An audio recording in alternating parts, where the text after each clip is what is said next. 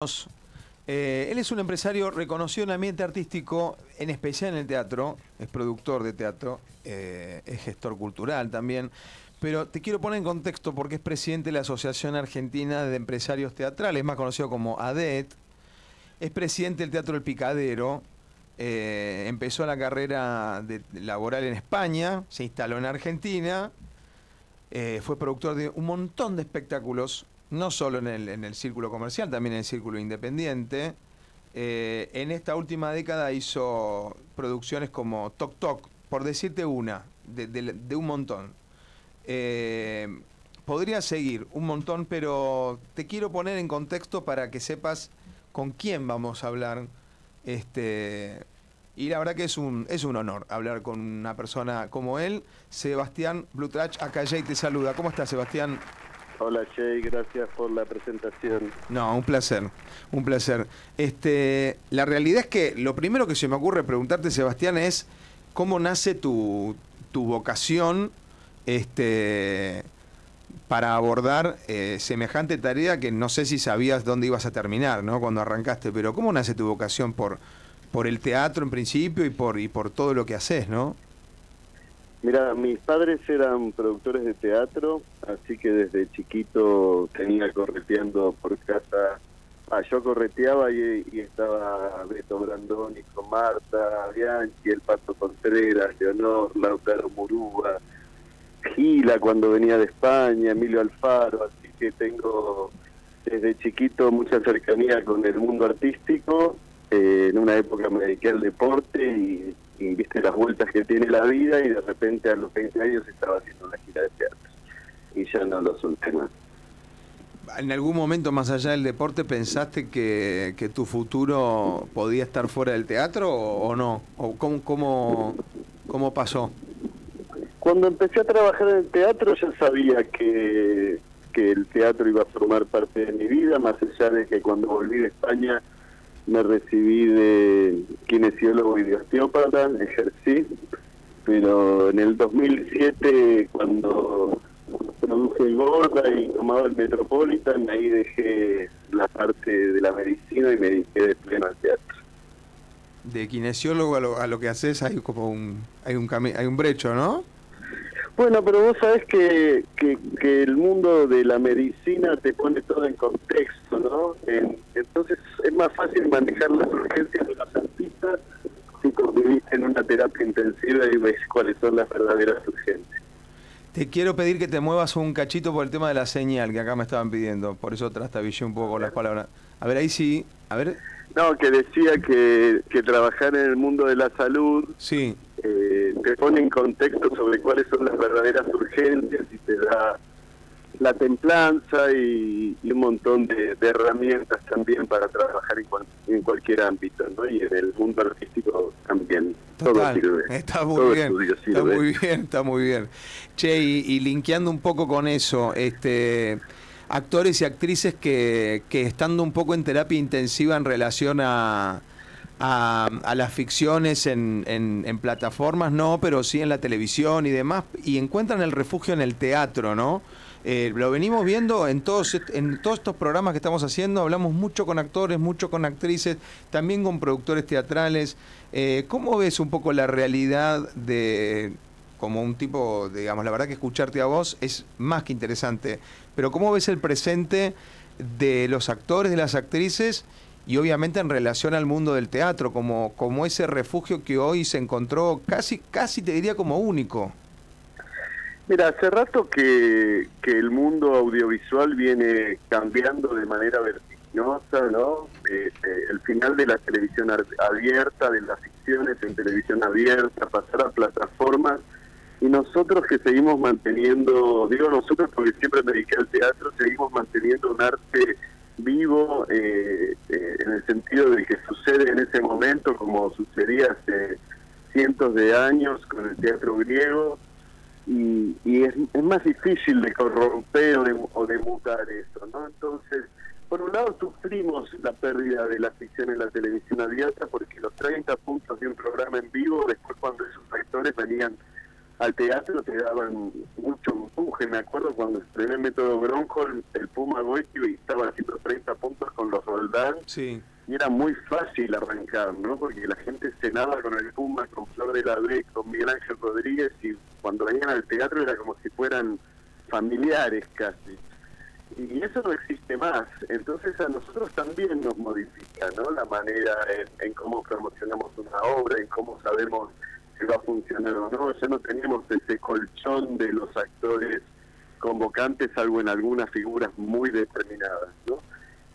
Pero bueno, la falta de ficción, que es lamentable, ¿no? El ataque a la cultura que tiene este gobierno en general y hacia el mundo del cine, por supuesto, hace que el teatro sea un refugio, porque la gente piensa que la fama viene con dinero, y no siempre es así. Los actores y las actrices necesitan laburar en el día a día, y el teatro sigue siendo un espacio donde ellos encuentran no solo la satisfacción artística, sino el sueldo, ¿no? De cada mes.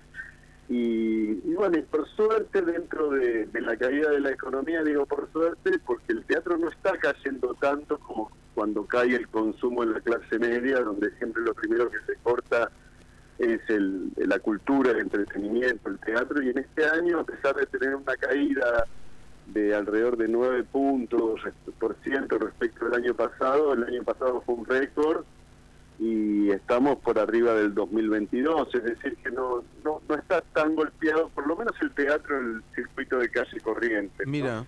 El teatro independiente la está pasando muy mal, porque bueno, desde el nivel nacional hubo recortes muy fuertes, a nivel de la ciudad con la inflación también, y bueno, la desregulación de alquileres, el aumento de tarifas, digamos, es el sector más comprometido, ¿no? Nosotros la vamos piloteando bastante bien dentro del contexto general, ¿no? Y a la hora estamos con Sebastián Bultrach, que es además de empresario súper reconocido, es presidente de ADET, la Asociación Argentina de Empresarios Teatrales, que vos fuiste presidente durante 3 mandatos, ¿no? Un montón, sí. Renuncié cuando asumí el Cervantes durante la gestión de Tristán Bauer al frente del Ministerio de Cultura, y ahora me volvieron a elegir. Sí, creo no, que dale, es mi dale. cuarto o quinto mandato. Ah, cuarto o quinto, zarpado. Entre otras cosas, ¿no? Porque estás a cargo del Picadero, bueno, un montón de cosas. Pero lo que yo te quería preguntar es, a la hora de armar un elenco, porque tengo entendido que por ahí el productor teatral antes con un ojo miraba la tele, ¿no? Bueno, vos mismo lo dijiste con el tema de los Roldán, en su momento, con un ojo uno miraba por ahí, el productor, viste a quién, ¿cómo se arma un elenco hoy? Digo, porque cómo se arma el equipo, ¿no? Porque hay una sabiduría a la hora de armar el elenco, más allá de los convocantes o no convocantes. Obviamente el teatro no es solamente figuras populares, estamos de acuerdo, nada que ver en absoluto, pero digo, también hay algo de eso. ¿Cómo armas un equipo? A la hora de armar un equipo, ¿en qué pensás? A ver, cada obra te pide cosas distintas, ¿no? Hay obras que si no tenés un primerísimo actor, una primerísima actriz, ni siquiera vale la pena hacerlas. Hay otras que son más corales y podés armar un equipo de buenas figuras donde ninguna sea extrema y ese grupo hace la fuerza. Yo creo que hay que tener un equilibrio entre lo que sucede afuera, digamos, lo que el espectador lo convoca de afuera, y la capacidad que ellos tienen de sostener lo dramático no por drama, ¿no? Sino lo que sucede arriba del escenario, sí, ¿no? la trama. Sí. Claro, encontrar el equilibrio entre que sean ideales para cada uno de los personajes y que tengan una llegada al público para que sea más fácil esa comunicación. Y en el medio de todo eso hay un montón de ensayo y error, y después con el diario del lunes nos damos cuenta de que nos equivocamos, pero cuando empezábamos los ensayos estábamos felices, digamos. El arte o lo artístico es errático y no hay fórmulas, así que muchas veces se da por casualidad, se baja un actor a último momento, uno convoca a alguien casi de sopetón y termina siendo una fórmula perfecta. Hay mucho de lo casual, de la química. En ese sentido, a veces, yo siempre comento, ¿no? El deporte, el haber vivido, yo jugaba al vóley, y el deporte de conjunto lo que sucede dentro de los grupos es totalmente trasladable al teatro, ¿no? Si no hay una química y una cosa fuerte grupal en el escenario, es difícil hacer éxito más allá de que muchas veces sucedieron y no se hablan, ¿no? Por fuera del escenario. Me interpretaste súper y lo pregunté muy mal, porque claro, a eso me refería, a lo coral y a la convivencia, porque más allá, no tenía que ver ni con el talento, ni con lo popular, ni con nada. Digo, hay que armar equipo, a eso me refería. También estuve leyendo por ahí, porque el productor piensa en todo, en una marquesina. Cuando a los actores, voy a ser duro o crudo con lo que digo, cuando a los actores no se los conoce, vos pensás en una marquesina que distinta, ¿no? Cuando no son populares los actores. Bueno, yo creo que cuando uno trabaja con actores muy conocidos, esa marquesina claramente va a tener la figura y las caras muy reconocibles. Y cuando el proyecto es más coral, por ahí se puede convocar desde algo que llame la atención, que sea atractivo en su comunicación y no tanto en las caras de quienes van a actuar, ¿no? Pero generalmente se termina simplificando en mostrar a los actores y sus caras reconocibles, ¿no? En general en el teatro público o en el circuito independiente se puede buscar más lo conceptual en la comunicación visual que en el teatro comercial, donde generalmente recurrimos a las figuras, ¿no? A mí me gusta que la marquesina sea más conceptual, pero bueno, hay que encontrar el equilibrio entre las dos cosas. Pero a eso iba, estamos hablando con Sebastián Blutrach, que es además de ser un reconocido empresario y productor, como decíamos recién, presidente de ADET, y lo que yo veo y digamos, recorriendo un poco tu camino, vos no tenés ningún prurito ni ninguna, o sea, has tocado todas las cuerdas. Todas no. Bueno, casi todas, ¿no? Y a eso voy, y no tenés ningún prejuicio, y entonces a eso, y creo que no has... Vos por ahí me vas a decir sí, pero yo siento que no has fallado nunca, entonces en el sentido de que entendés, por eso te preguntaba la marquesina, el formar equipo, digamos, vas teniendo en cuenta todos los aspectos de las cuestiones. ¿Te ha pasado alguna vez decir con esta la rompo toda y la cagaste? Sí. Sí, claro, pero a ver, primero... O al revés, o al revés, decir, no sé, esto no va a funcionar y de repente, no sé, te llevaste una sorpresa.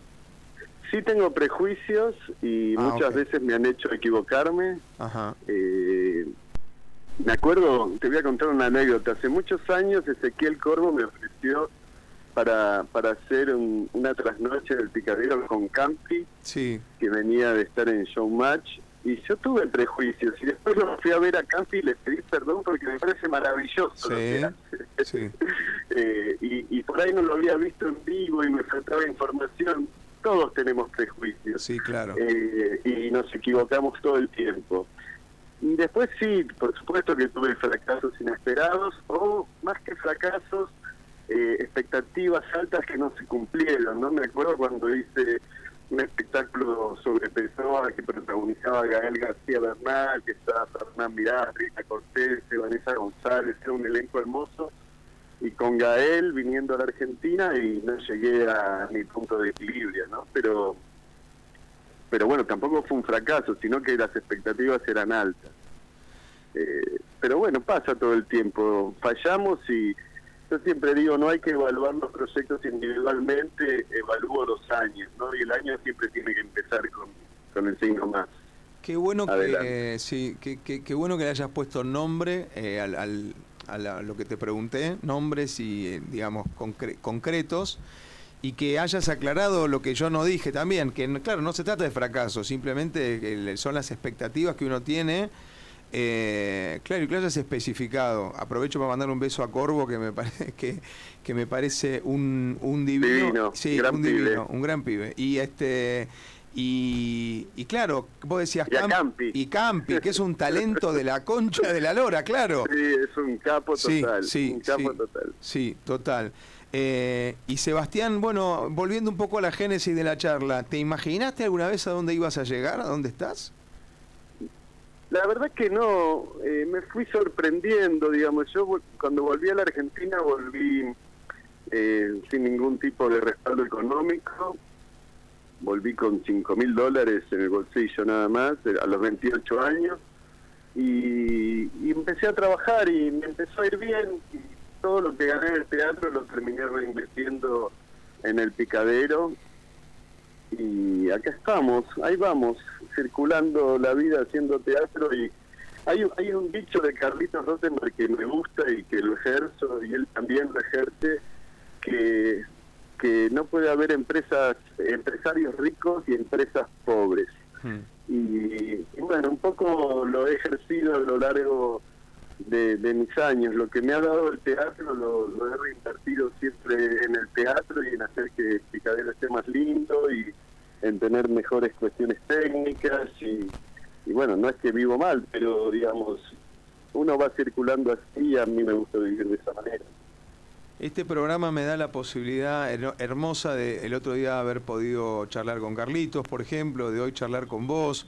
Le quiero contar a la gente que además de todo lo que hemos dicho, fuiste director de Artes Escénicas del FNA, el Fondo Nacional de las Artes, ¿no?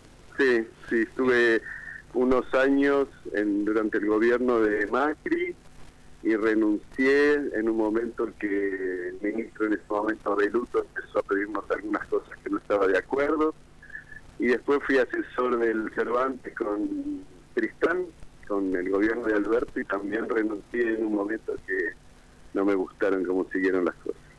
Tipo con convicciones. Que aprovecho para contarles, porque les pedí acá que me escriban la programación del Picadero, porque la verdad que hay espectáculos muy lindos para ver. Los lunes. Perdón, Jay, sí. Con respecto a eso que dije, sí, aprovecho porque yo creo que las políticas culturales debieran ser políticas de Estado, no partidarias. Hermoso, y me parece que esa es una deuda que tenemos como sociedad, ¿no? Sí, exacto. Sobre todo la política. No partidarias, exactamente, no partidarias. De Estado. Todo es política, pero no tiene que ser partidario, exactamente. De hecho, has nombrado gestión, vos pasaste por todas las gestiones, digamos, No, todas no. Bueno, me refiero,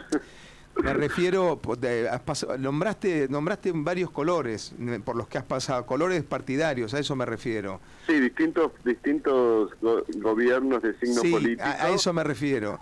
Y claramente en el gobierno del macrismo, una cosa es estar en el directorio del Fondo Nacional de las Artes, que estar al frente de alguna institución, no es lo mismo, ¿no? No, claro, que se entienda lo que quiero decir, no que hayas pertenecido partidariamente a algo, sino que estuviste haciendo cosas siempre mientras iban pasando los partidos políticos, a eso voy, pero que esto no es partidario, pero sí siempre es político, todo es político. Sí, claro.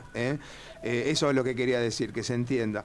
Y quería repasar, gracias por tus palabras, me parece súper interesante escucharte a vos, escuchar a Rottenberg. Me parece que este programa está buenísimo porque da la posibilidad de poder tener no estas charlas, escucharlos a ustedes básicamente, porque es escucharlos hablar.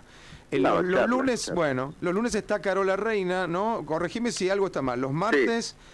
Parlamento de Piel de Lava, los miércoles La Vida Extraordinaria de Mariano Tenconi con Lore Vega, que es una genia, y Vale Lois. Los jueves stand-up está Trinche, ¿no? Y Trinche, sí, la rompe. La rompe toda. Los jueves Siempre Enteros de Lorena Vega, los viernes, sábados y domingos la última sesión de Freud con Machín y Javi Lorenzo, la dirige Veronese, y sábados de tarde, Sutotos 5 de la tarde, 7 de la tarde, Quiero decir Te Amo, de Mariano Tenconi con Violeta Ortiz Berea y Lu Aduris. También los domingos a las 11 de la noche. Ahora después, obra ganadora del concurso Contar con Fede Otone, y domingo El Loco y la Camisa. O sea, realmente acá hay un trabajo de lápiz, un montón. Un montón. Realmente acá hay un tipo dedicado. En toda tu vida, un tipo dedicado. Así que, bueno... gracias por todo lo que haces y un placer haber charlado con vos, de verdad. Bueno, un gusto, gracias por la llamada, y estoy muy contento de la programación que hay en el Picadero. Las diferentes opciones son todas opciones de buen teatro, así que el que quiera acá estamos. Ahí estaremos. Gracias, Sebastián. Bueno, un abrazo grande. Abrazo grande. Ahí pasaba Sebastián Brutrach.